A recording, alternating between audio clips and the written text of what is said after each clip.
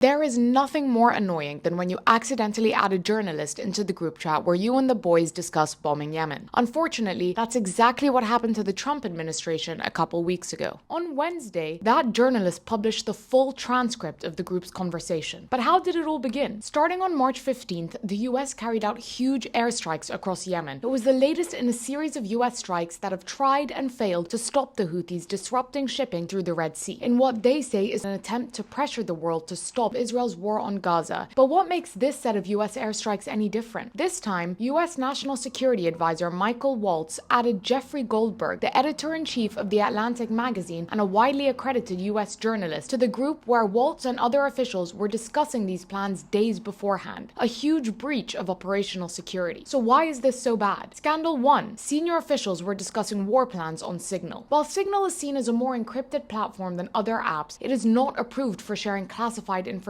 Senior officials instead use a room known as a SCIF, or government-approved communication equipment. Discussing military operations over Signal could have violated the Espionage Act, which tightly controls the sharing of national defense information. It's especially risky because they were likely using cell phones. The Politico outlet has claimed that Signal can't be downloaded on federal devices, meaning senior security officials could have been using their personal phones. These could have been hacked, stolen, or surveilled. A huge risk given US Middle East envoy Steve Witkoff was in Russia at the time, while the Director of National Intelligence Tulsi Gabbard was also traveling abroad. The group was set to disappear messages after weeks, potentially violating the Federal Records Act, which states that correspondence about official government acts are records that must be preserved. This would remove any transparency from US decision-making process if future investigations happen. But the problem wasn't only the use of Signal, it was letting a journalist in on it. Goldberg was on the thread for days with no one noticing, where he saw details about targets, weapons, timings, and progress updates. Of course, the White House denied there was classified information and instead attacked Goldberg. I don't know anything about it. I'm not a big fan of The Atlantic.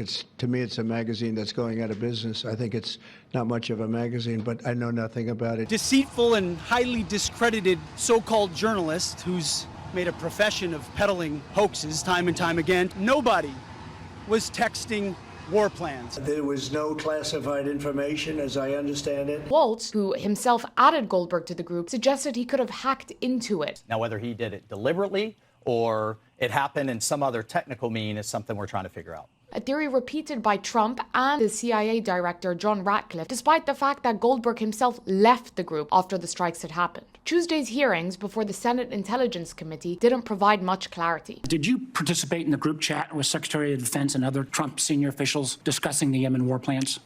Senator, I don't want to get into... Will you answer my question, ma'am? You were not TG on this group chat? I'm not going to get into the specifics. So you refuse to acknowledge whether you were on this group chat? Senator, I'm not going to get into this. Were you using your private phone or a public phone for the Signal discussions?